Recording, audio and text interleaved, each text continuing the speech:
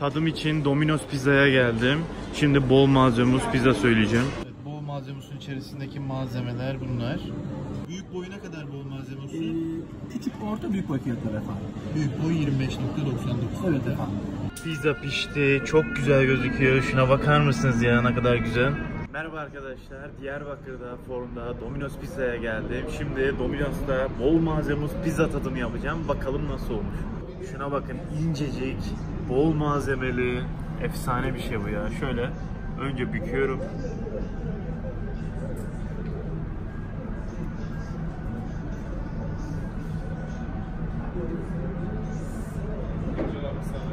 Çok iyi ya. Gerçekten çok iyi. Çok başarılı olmuş.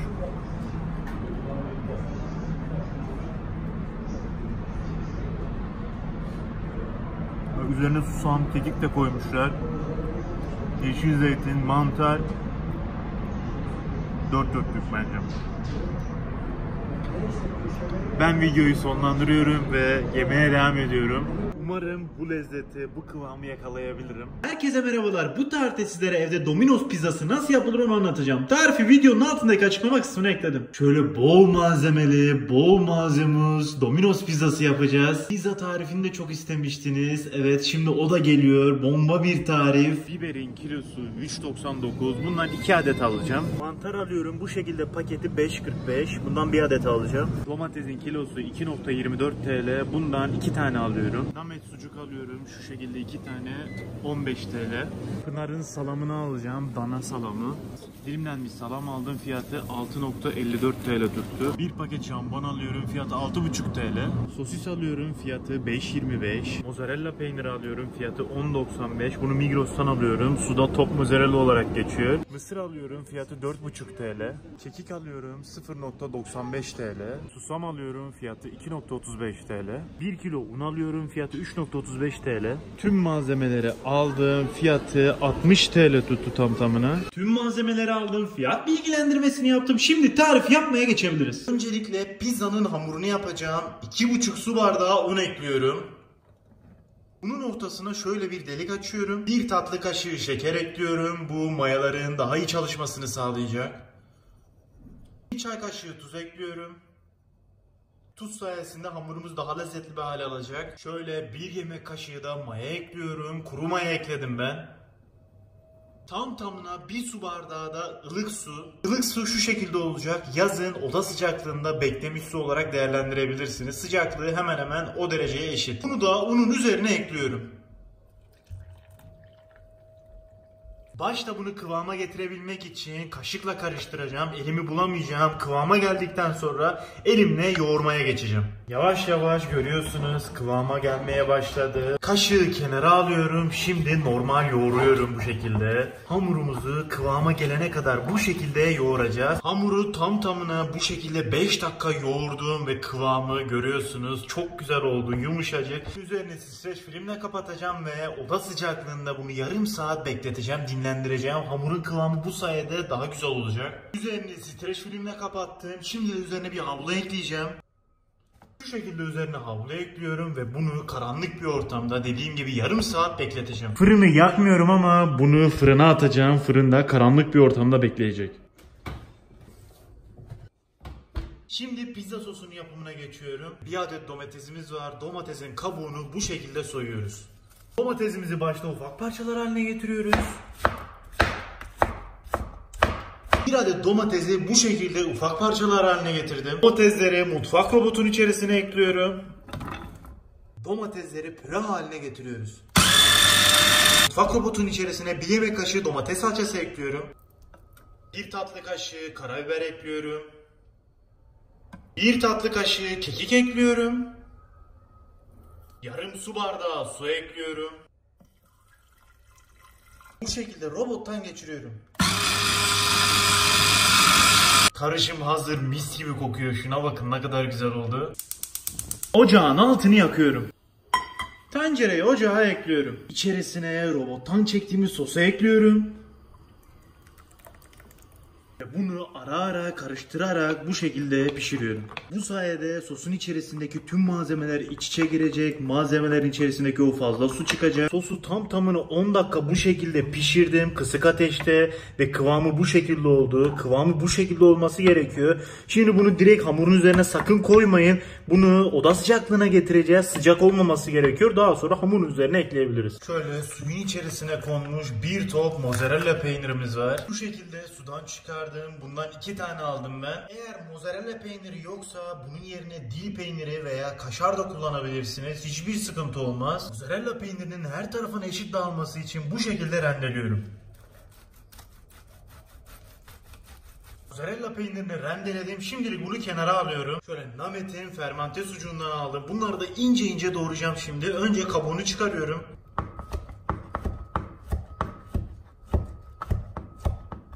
Bu şekilde ince dilimler haline getirdim. Şimdi bunları da kenara alıyorum. Sosisleri de ufak dilimler haline getiriyorum.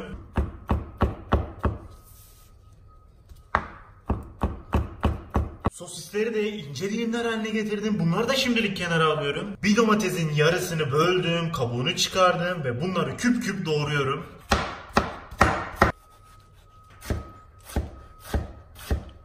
Domatesleri küp küp doğradım. Bunları pizzanın üzerine koyacağım ama bu şekilde koyarsam pizzayı sulandırır, hamurlaştırır. Bunların suyunu iyice sıkıyorum. Bu şekilde suyunu sıkıyorum. Ve olay budur. Bunu 2-3 kere bu şekilde avucunuzda sıkın. Hiç suyu kalmasın. Domates hazır. Bunu ayrı bir kaba ekleyeceğim ve bunu da kenara alıyorum. Bir tane yeşil biberim var. Bunu da ince ince doğruyorum. Bu şekilde ince ince doğrayıp bunları da kenara alıyorum. Bu şekilde dana salamı aldım ben. Bunları çok büyük olduğu için 4'e böleceğim. Bu büyüklük benim için ideal. Zaten hepsini kullanmayacağım çok fazla. Bu şekilde jambon aldım. Şimdi bunu da ufaltacağım. Çünkü bunların da boyutu çok fazla büyük. Bunu da ufak parçalara ayırıyorum. Bu şekilde görüyorsunuz. Bu boyut benim için yeterli olacaktır zaten. Görüyorsunuz hepsi incecik. Hamur tam tamına yarım saat bekledi. Şimdi fırından çıkarıyorum. Şuna bakın ne kadar güzel mayalanmış. Tam tamına hamur 2 katına çıkmış. Buradan mayalandığını anlarsınız zaten. Çok güzel gözüküyor. Şimdi bunu elimle biraz yoğuracağım. İçerisindeki fazla havayı alacağım. Daha sonra bunu açacağım. Bu şekilde içerisindeki fazla havayı alıyorum. Kıvamı çok güzel olmuş. Tam istediğim gibi. Gerçekten çok güzel olmuş kıvamı. Tam istediğim gibi olmuş. Yumuşacık. Pizza hamuru hazır. Başta bu şekilde hamuru elimizle yayıyoruz. Hamur eğer biraz cıvıksa sakın korkmayın. Zaten istediğimiz kıvam çok az böyle sağa sola yapışması. Sadece altına bu şekilde un koymanız yeterli olacaktır. İstediğimiz şekli elimizle verdikten sonra merdane yardımıyla bunu inceltebilirsiniz. Hamurunuzun nasıl olmasını istiyorsanız o şekilde yapabilirsiniz. Eğer kalın seviyorsanız biraz kalın bırakın. Eğer ince seviyorsanız da benim gibi bu şekilde açın. Ben Domino's pizzasının ince hamurlu olanını yapıyorum. Onun için biraz bu şekilde incelteceğim. Tepsinin içerisine yağlı kağıt koydum. İstediğim incelikte açtım. Daha demin size söylediğim gibi ben ince açacağım dedim. Bu zaten mayalı olduğu için normalinden biraz daha kalınlaşacaktı. Biraz şekil verdikten sonra hemen tepsiye alın. Yoksa tepsiye koyarken biraz zorlanabilirsiniz hamuru. Hamurunuzun şekli bozulabilir. Son şekil vermeyi bu şekilde kendi tepsinin içerisinde yapabilirsiniz. İstediğiniz şekli bu şekilde eliniz yardımıyla verebilirsiniz. Şeklinin çok daha düzgün olmasını istiyorsanız bıçak yardımıyla kenarlarından geçerek istediğiniz şekli verebilirsiniz. Hamuru hazırlamaz malzemeleri eklemeden fırını mutlaka açın. Ben 170 dereceye getirdim. Önden ısınması gerekiyor. En başta hazırladığımız sostan ekleyeceğiz. Kıvamı çok güzel oldu. Bunu oda sıcaklığına getirdim. Bunu hamurun üzerine ekliyorum.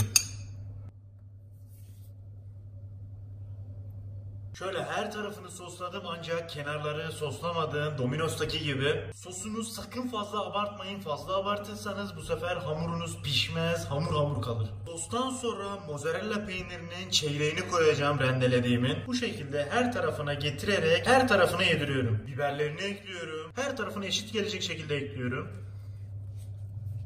Şöyle suyunu iyice sıktığım domatesleri ekleyeceğim. Şöyle dilim dilim yaptığım sucuklarım var. Şimdi bunları ekliyorum. Az biraz siyah zeytin ekleyeceğim. Şimdi jambon ekliyorum. Böyle 2 tane mantarım var. Bunları önceden doğramadım çünkü kararırlar diye. Direkt bunları pizzanın üzerine doğruyorum. Şöyle sosis ekliyorum. Salamlarımdan ekliyorum. Mısır ekliyorum. Şimdi üzerine susam ekliyorum. Çok az kekik ekleyeceğim.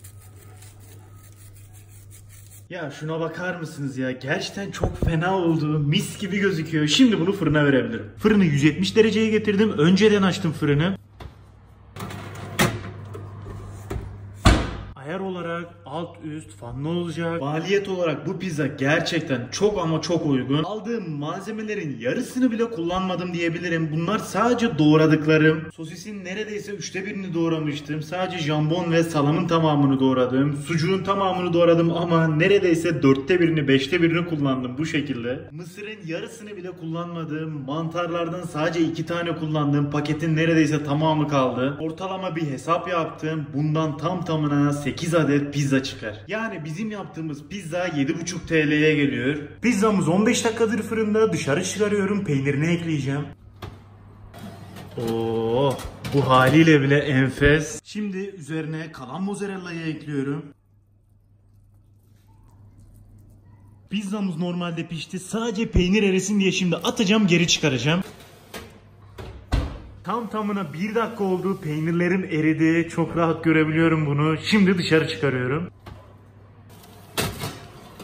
Of. Görüntü bence olmuş. Bizim mozzarellamız daha fazla oldu. Üzerine bol mozzarella koydum. Biz hem dibine mozzarella koyduk hem üzerine mozzarella koyduk. Normalde üzerine fazla mozzarella koyulmuyor Domino's'ta. Ben bol mozzarella ile yaptım. Daha da lezzetli olacak. Şimdi bunu ufak parçalara ayırıyorum.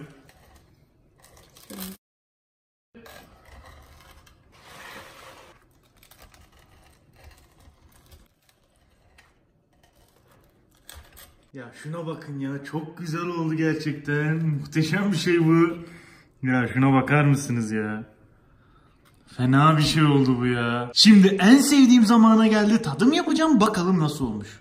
Şöyle tadına bakıyorum.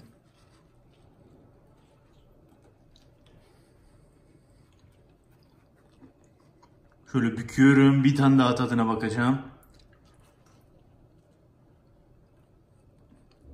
Domino's'takinin birebir resmen aynısı olmuş. Çok güzel olmuş. Şu ekmeğin inceliğine bakar mısınız ya?